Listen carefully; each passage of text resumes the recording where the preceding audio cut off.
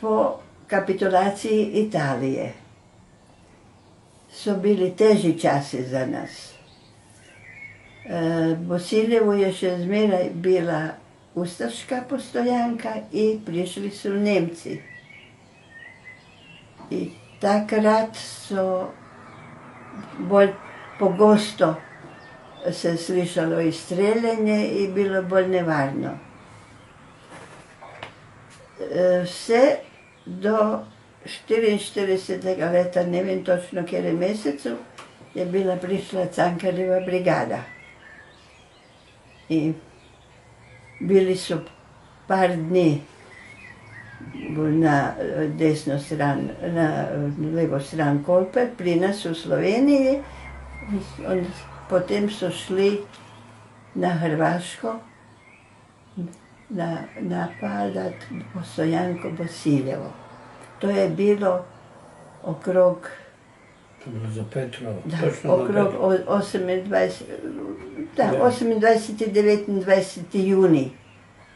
In te borbe so trajale 3 dneva. In ko so se nazaj vračali fanti izmučeni, ni bilo število, katero se je šlo v napad. Bilo je jako zmanjšana številka fantov. Zato imamo i tu v vasi Johe, na našem pokopališču, sta pokopana 2 fanta. Eden od Šentjerneja, a drugi je... Brezovice. Kako? Brezovice pri Ljubljani.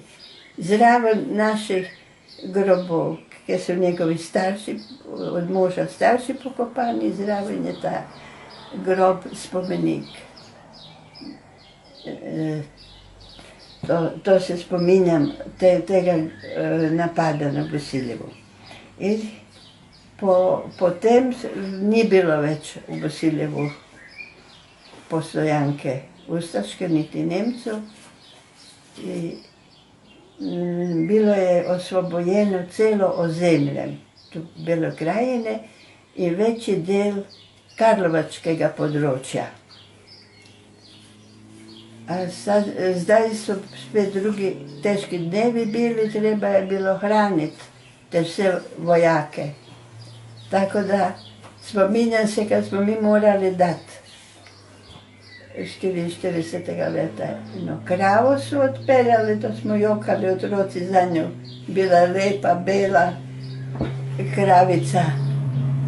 In 10 litrov masti. To je naenkrat morali moji starši dati. Tako, pri vsaki hiši je bilo odrejeno koliko hrane in česa mora. A največ su prihajali vojaki iz Karlovačke brigade, jer su imeli u Ardlešići bolnicu.